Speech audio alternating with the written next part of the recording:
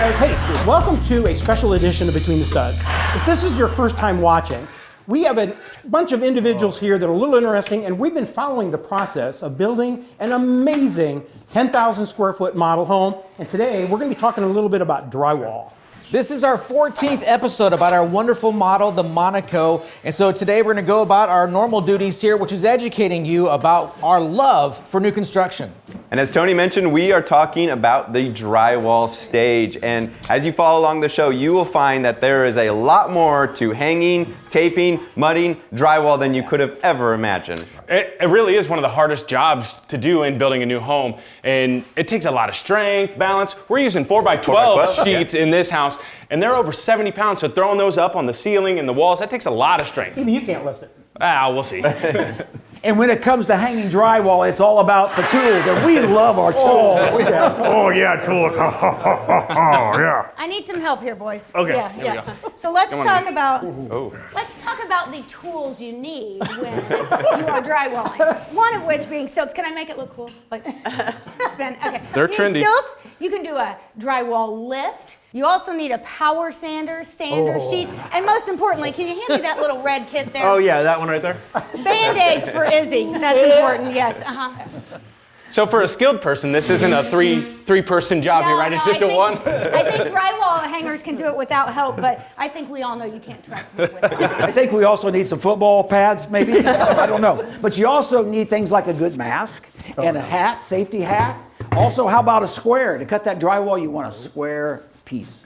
Well, you also need a lot of knives. There's a drywall knife, there's a putty knife, there's a corner cutting knife that you have to have. There is just utility knives. There is a whole tool belt full of knives needed. Does anybody trust me to have knives when I'm still? No. Well, and especially not if you haven't had the most important tool, which is your cup of coffee to get you started here in the morning. You also need a cordless drill. You need an electric drywall saw, tape measure, carpenter pencil. I've got some mud pan, some scraping tools. We got some screws and drills. I mean, so many things go into this. All right, Charity, there is one more tool though. You know, you have stilts. This may just look like a bucket to most people, but this is a very important tool when it comes to drywalling. There's only maybe a handful of people across the country who can do the drywall shuffle. So we will show you guys what the drywall shuffle is here in a little bit, but this is a very important tool. Mike can't do it. I can do this. I know I can do this. I'm betting. Why is it I feel like the responsible adult right now? Welcome to Between the Studs. We are Granite Ridge Builders, custom builders serving northern Indiana, northwest Ohio, and also parts of southern Michigan. We have been building custom homes for almost 2 decades, and we're really passionate about what we do. So join us today as we explore the processes, the trends, and also tips that characterize today's new home. Thanks for watching. Welcome back. As you can see, we are back at the Monaco job site talking about drywall today, but we're talking about the process of building this unbelievable, innovative, unique home. And I'll tell you what, we cannot all wait to meet you, the audience, to meet you here, show you this, and even maybe take a tour, possibly even go down to the whiskey room or wine room and have a drink with you. Well, hey, we've got a new face here sitting in front of me. This is Jeff. Now we're talking all about drywall, and it takes a skilled professional to know how to do a good drywall job. We've seen a lot of bad drywall jobs, but Jeff works at Don's Drywall. We've been partnered with Don's Drywall for 20 plus years. And we thought we better bring an expert on for this show to make sure that we're able to explain, again, this very in-depth process. And not hurt ourselves. Yeah, I made Jeff real nervous earlier. It's okay, he's breathing normally now. Well, as mentioned, we're more than halfway through the process of building this incredible model we call the Monaco. And now we come to the stage, the process of hanging the drywall and then stepping back and watching the drywall mud dry. That sounds boring. Well, What's more fun, watching paint dry or drywall? Well, seriously. I'd rather watch grass grow. Okay, Me too. stay with us. Seriously, we're going to talk about things. We're going to show you things you've probably never seen as it relates to hanging drywall.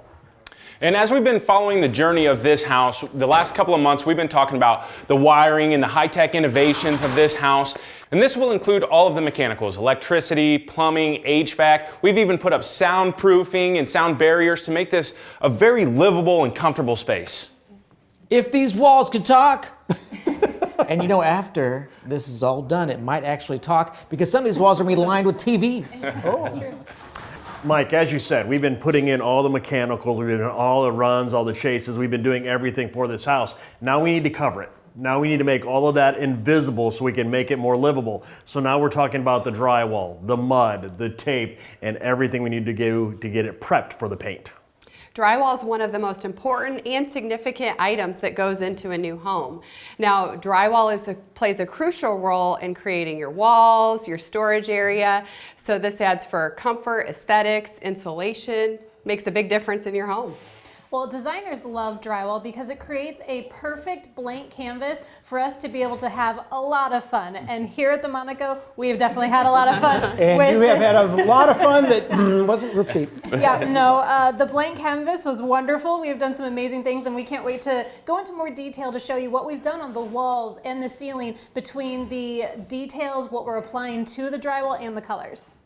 Well, we probably need to spend a few minutes talking about what drywall really is. And now it is a gypsum paste that is sandwiched between two layers of paper. Now the paper protects it, binds it, but it also creates the perfect area for the finish work to be done. Yeah. At the heart of drywall lies gypsum. It's the secret, and we call that the gypsum gift. Gypsum is a remarkable, naturally occurring mineral that contains water, which makes it fire resistant. It also has sound dampening qualities and provides rigidity to the board. Drywall has a lot of fun names: gypsum board, sheetrock, plasterboard, wallboard, buster board, slap board, turtle board, tasty one here, custard board, and even a jib board. It makes me want to go to Dairy Queen and get a Buster Board. I don't know why so many of them sound like food. You know what? It was really simple how they got that name, drywall. The reason they named it, instead of doing a plaster, which was wet, and install it, you installed this board that was dry, so they called it drywall. Why they came up with all those names, I don't know. Now, how did drywall become the #1 interior product used by builders and homeowners alike? And to answer that question, we have to look at what we used prior to drywall. So for hundreds of years, they were using thousands of these tiny little boards called lats, and then they would slap plaster over the top of those lats, essentially creating a plaster wall. Lonnie and I, don't you remember remodeling a couple of houses that had that? Oh my. To replace that was almost impossible. It was. Well, in 1916, a man by the name of Augustine Sackett sought after a fire-resistant board to replace wood and plaster. What came of that was sheetrock, which was later to be named drywall. Drywall really didn't become popular until World War II. They discovered that drywall could be put up in 1/10 of the time that it took to do plaster walls, and it also could be done with less people, which became important because of the decreased labor force and the shortage during the war. And using drywall became the very patriotic thing to do. And as a result, there was a drywall boom. And it was said about drywall, it was actually the poor men's plaster walls and ceilings. And just like any other product, there were advantages and disadvantages of using drywall. Some of the advantages are that it's just quick and easy. It's very cost effective and durable because it can last up to 30 to 70 years. It's also fire resistant, sound dampening. It's easy to install, so there's less labor, and it's also very readily available. And it's easy to cut, it's easy to hang, and it really gives decorators that blank canvas that they love to put everything together. All right, so those are the advantages. Now the disadvantages really aren't too many. One is it does not hold up well once it's wet. Once it's wet, it's pretty well trash at that point. And secondly, it can be susceptible to mold growth because there is that paper element on there that mold will use as a food source. And then it's a mess when you hang. I mean, you look at all of us, we've got drywall dust all over ourselves. And then my least favorite, it is very heavy. And that is the 4 disadvantages that you could say that come with drywall. And when Mike can't lift it, we know it's heavy. So, well, here at Granite Ridge, we've taken some steps to make sure that our drywall does not get wet, and especially in those high areas where there is a concentration of moisture, being the bathrooms, for example, we use a moisture-resistant drywall that eliminates any possibility for any of that mold growth or having that drywall get wet. All right, in summary, so today at the Monaco, we're going to show you how we finish drywall, how we hang drywall, the whole process. We're going to show you how we gave the decorators that blank canvas that we've talked about. And we're going to show you some of those amazing features that are going to be in this house because of the drywall. so are we going to make the audience watch it dry? No. Absolutely. Okay, guys, Yeah, you guys let's keep do it. watching. We got some great segments.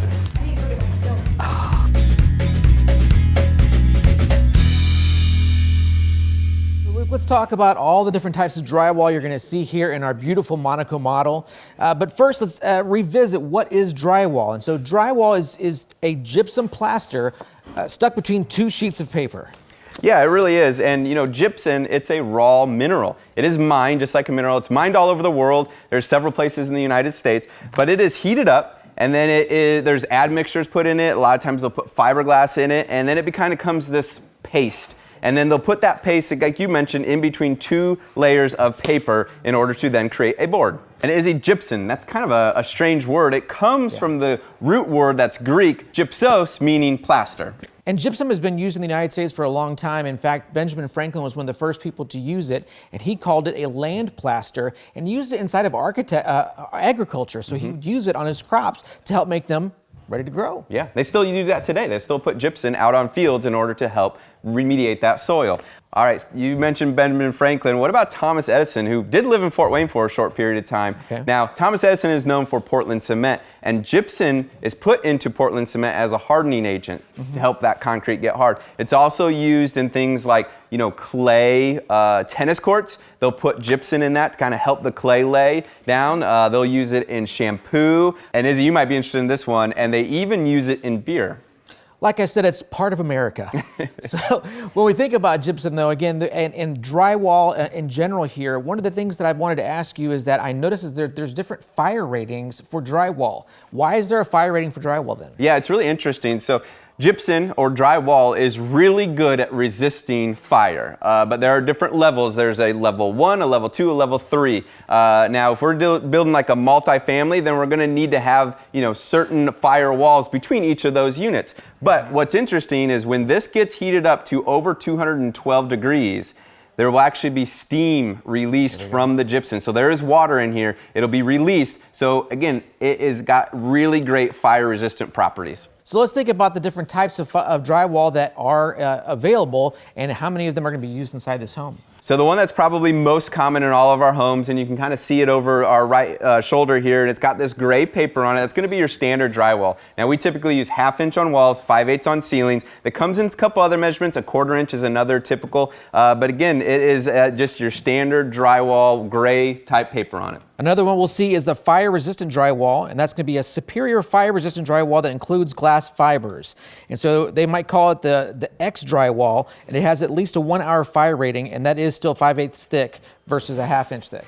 All right, Izzy, and interestingly enough, here on the Monaco, the purple wall behind us is that Fire X rated drywall, but this one is dual purpose. So this one is also a soundproofing drywall. It's got 2 separate layers of drywall that is bonded together with a gluing agent, and that gluing agent is what really helps that sound not transfer through that wall. And that's why it's really important here between the living space and the master bedroom. And we're using it throughout the house and other different areas too. Anything that needs to be really, really soundproof. Like the golf simulator room. We want to make sure that there's plenty of noise reduction between there and the rest of the house. We don't want to hear you cussing after every hit there. So next we have the green moisture resistant drywall. This is very common for us to use at places like bathrooms, underneath staircases. It resists moisture, mildew, and mold. And at Granite Ridge Builders, we actually don't use the green, we use purple, which is still mold resistant, but it takes it a little step further. So with that mold resistance, it's similar to regular drywall, but they put a couple extra additives in it. There's some wax in there, again, that keeps it from being resistant to that mold and that water. But what's different between green and purple is the purple also has some extra strength. So it's gonna be a little bit more resistance to dings and scratches and things like that. And it costs about 30% more. And again, we use those in our bathrooms and our laundry rooms, for example. So as you can see, Izzy, it is crucial to make sure we're using the right type of drywall in the right application. And that's why you come to Granite Ridge Builders, where we know how to do things the right way.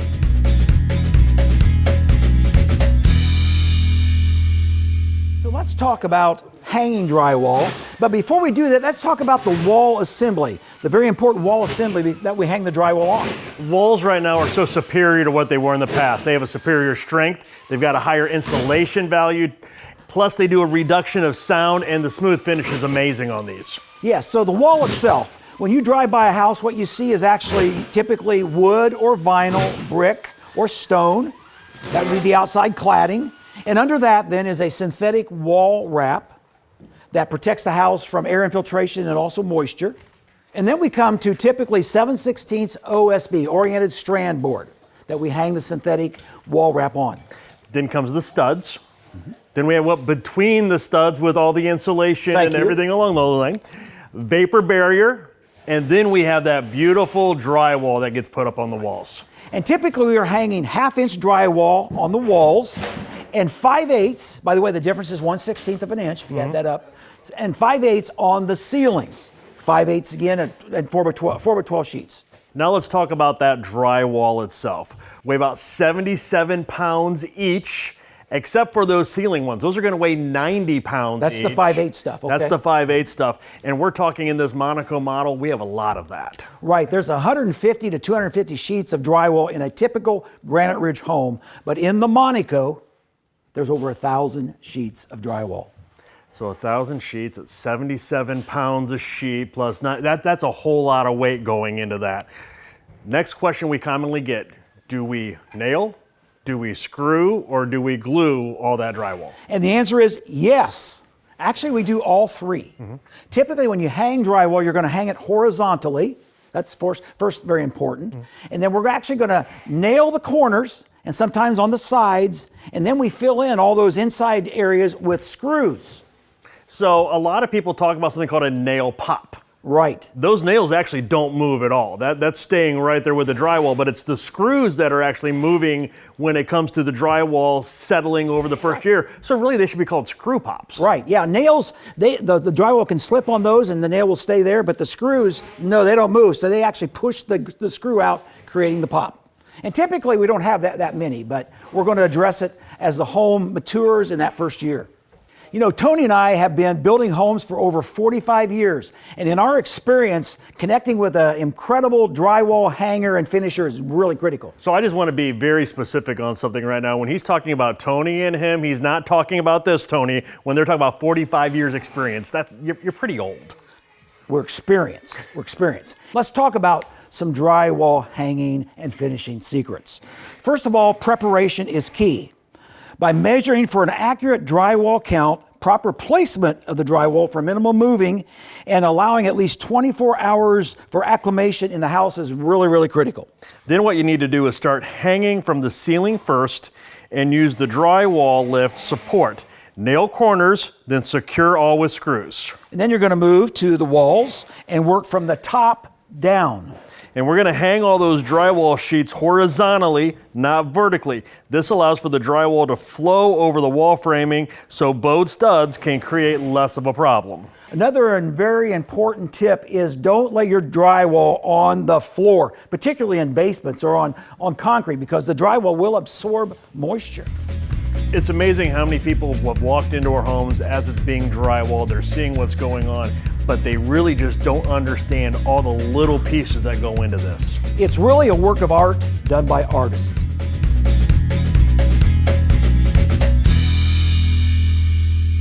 In this segment, we're going to talk all about the art of taping and mudding your drywall.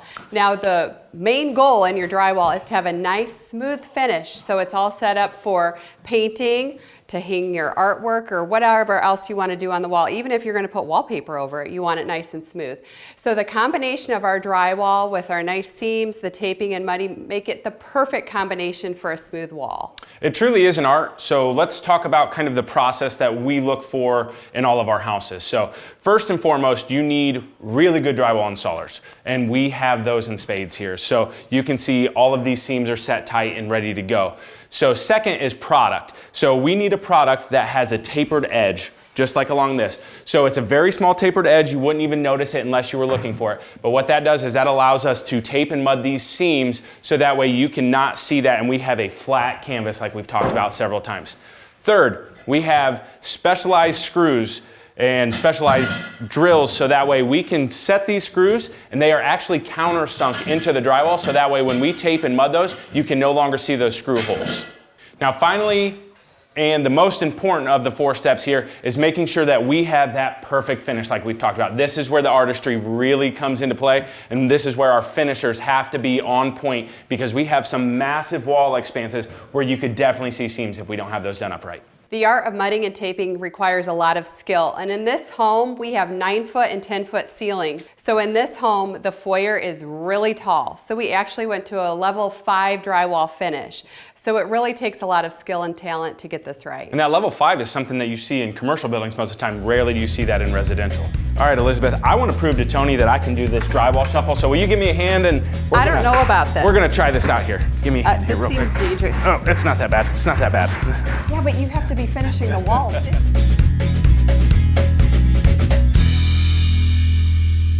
So Charity, we have the absolute best segment today because we get snacks. That's right, we get snacks. I have this popcorn, I have this popcorn, because it doesn't have kernels, the pirate's booty. Yeah, that's good for us braces people. Yeah, I got the skinny popcorn because, well, I need it. But yeah, okay, yeah.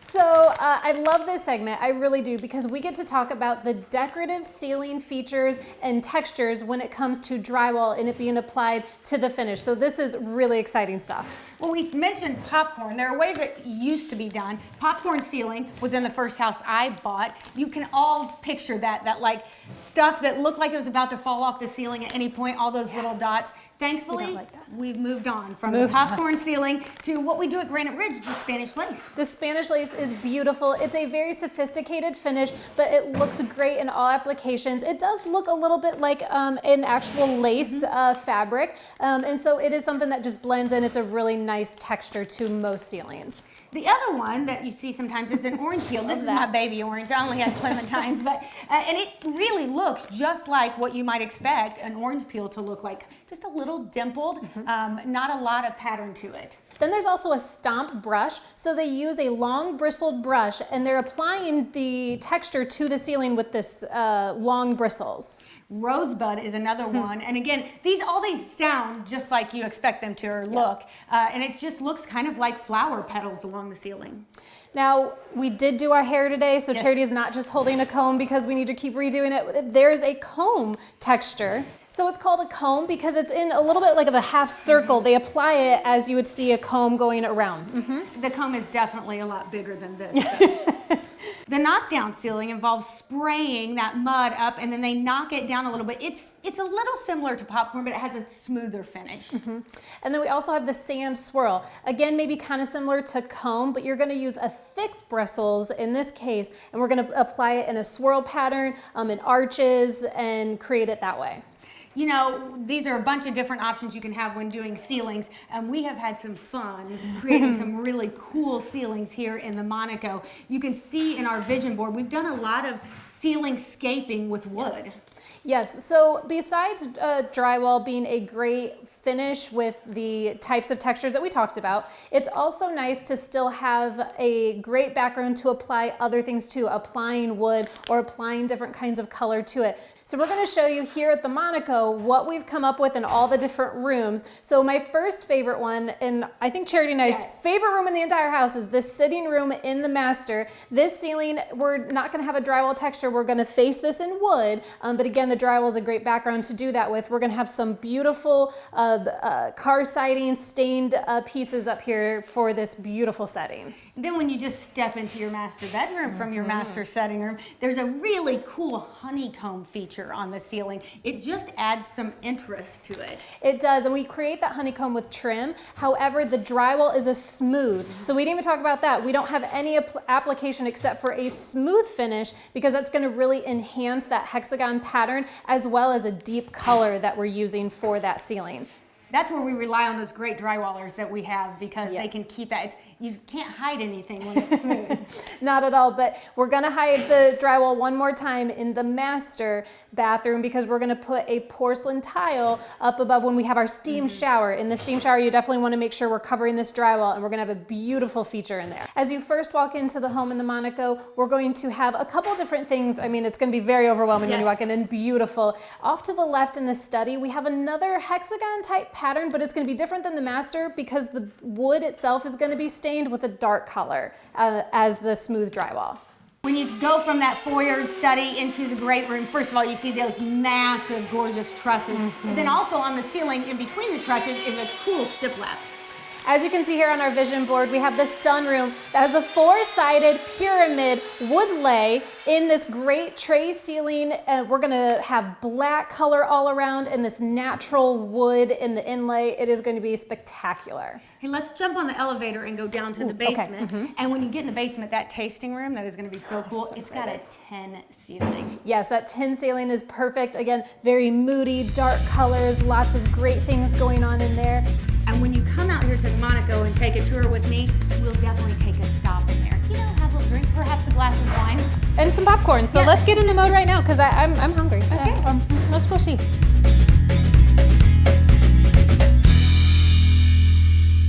Okay, guys, it's time to close. I don't know about you, I found this so interesting talking about drywall today. Does anybody have any fun facts that you might want to share with the audience? Well, first, we've got to thank Jeff from Don's Drywall. I've known Jeff for 20 plus years. Yep. He has taught me so much about drywall and everything that goes to it. And also, we rated his van. These are all his tools, so thank you. I want to thank everybody for being here today. It was my pleasure. Listen, one thing I learned is that I shouldn't be trusted with something pointing. According to the Gypsum Association, more than 20 billion square feet of drywall is produced each year in North America. Wow. Now, did you guys know that an average American home has 6,000 square feet of drywall? That is a lot. Yeah, and guess what? At Granite Ridge, did you guys know that we have 7,000 to 12,000 square feet, which is 150 to 250 4x12 sheets of drywall. And these are heavy sheets. These 4x12 sheets are 77 pounds a piece, and that is not easy to move around.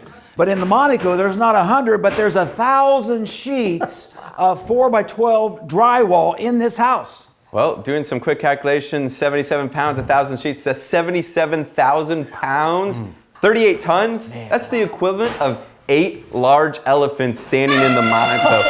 And you know, I used to be able to lift those sheets back in the day, Jeff, but nowadays with my back, this is about my limit right here.